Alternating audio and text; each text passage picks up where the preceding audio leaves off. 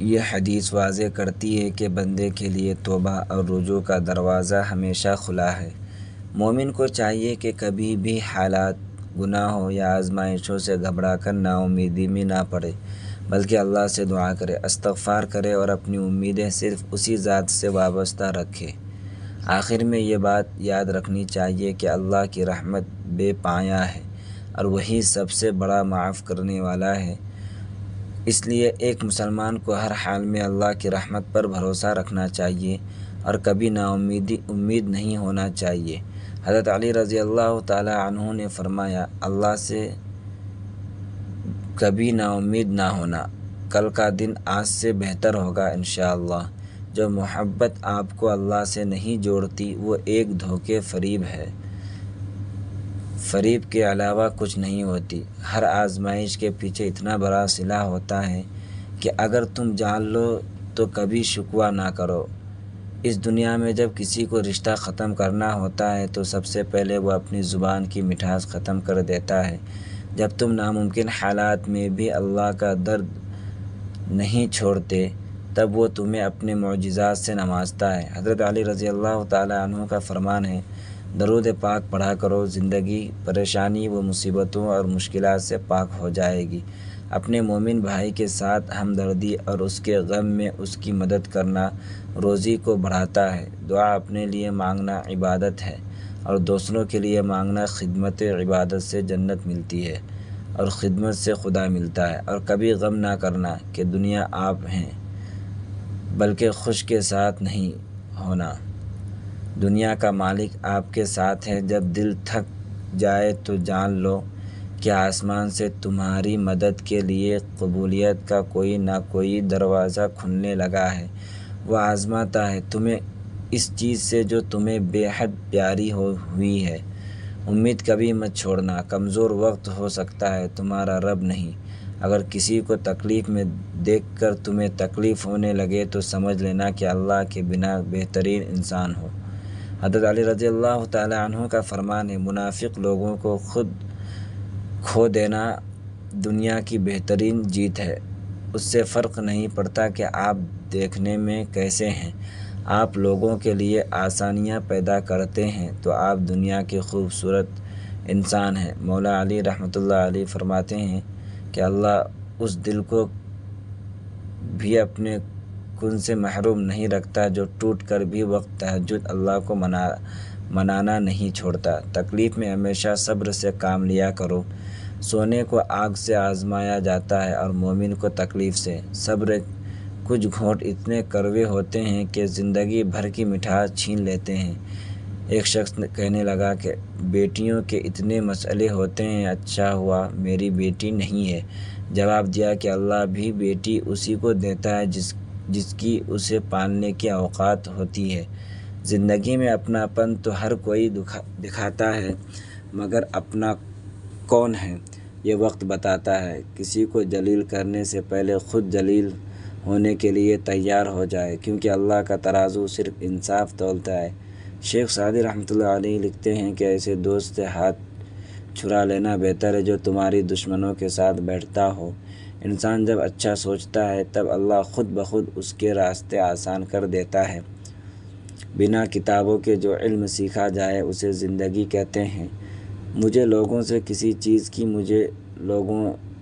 توقع نہیں ہے، کیونکہ عزت، نام، شہرت سب خدا دیتا ہے۔ ایک دوسرے کے رزق پر نظر مت رکھو، کیونکہ اللہ تعالیٰ سے بہتر کوئی تقسیم نہیں کر سکتا۔ حالات اور وقت کی تبدیلیوں سے بدلنے والے تعلقات سے بہتر ہے کہ انسان تنہا رہے۔ بار بار آنسو صاف کرنے کے بجائے اپنی زندگی سے ان لوگوں کو صاف کر دے جو آنسوؤں کی وجہ بنتے ہوں۔ اس دنیا میں سب کچھ ہو سکتا ہے، نہیں تم اپنے رب نہیں پر یقین رکھو۔ تعلق میں جھوٹ کا سہارا تعلق کو بے سہارا کر دینے کے لیے کافی ہوتا ہے۔ لوگوں کا بھلائی ضرور کرے، لیکن ان سے یہ امید نہ رکھے کہ ضرورت پڑنے پر وہ بھی آپ کا بھلا کریں گے۔ کبھی کبھی برا وقت آپ کو اچھے لوگوں سے ملوانے کے لیے آتا ہے۔ اپنے کردار کو نمک جیسا بناؤ، نہ کوئی زیادہ استعمال کر کر سکے اور نہ ہی کوئی آپ کے بغیر رہ سکے۔ شیخ سعدی رحمۃ اللہ علیہ لکھتے ہیں کہ تم اپنی ہزار غلطیوں کے باوجود اپنے آپ سے محبت کرتے ہو، لیکن دوسروں کی ایک غلطی کی وجہ سے ان سے نفرت کیوں کرنے لگ جاتے ہو؟ یا خود غلطیاں کرنا چھوڑ دو یا دوسروں کو معاف کرنا سیکھ لو۔ سنی سنائی باتوں پر فوراً یقین مت کیا کریں، جھوٹ ہمیشہ سے زیادہ پھیلتا ہے۔ سب ہے اللہ تعالیٰ کی فضل ہمیشہ ان لوگوں کا تعاقب کرتا ہے جن کی نیتیں ہمیشہ صاف ہوتی ہے۔ بڑا مہربان ہے میرا رب، ورنہ اتنی غلطیوں پر کون معاف کر سکتا ہے۔ کبھی کبھی چپ رہنا شکایت کرنے سے زیادہ بہتر ہوتا ہے۔ لوگوں کو حق بات بھی وہی پسند ہے جو ان کے حق میں ہوتی ہے۔ نہ کرو گلہ اپنے نصیب سے، جب اللہ راضی ہوتا ہے تو ہر چیز مل جاتی ہے۔ ایک بیٹی اور ایک درخت دونوں کا گھر میں ہونا ضروری ہے، کیونکہ درخت ہمیشہ دھوپ میں سایہ دیتا ہے اور بیٹی ہمیشہ درد میں ساتھ دیتی ہے۔ منزلیں بھی ان لوگوں کو ہی ملتی ہے جو ایک دوسرے کے ساتھ مخلص ہوں، ان کے دل ہمیشہ روشن رہتے ہیں، جن کی زبانیں اللہ پاک کے ذکر سے تر رہتی ہے۔ زندگی گزارنا نہیں جینا سیکھے۔ ہر انسان کی زندگی میں دکھ اور پریشانیاں آتی ہیں، ان کا اشتہار لگانے سے ہمدردی تو مل جاتی ہے مگر سکون نہیں ملتا۔ دشمن ہمیشہ اپنوں سے ہی پیدا ہوتی ہے، کیونکہ اپنوں کی خوشیاں اور کامیابیاں برداشت نہیں ہوتی ہیں، اور بے شک تمہارے صبر کے بعد اللہ تمہیں تمہاری چاہت سے ضرور نوازے گا۔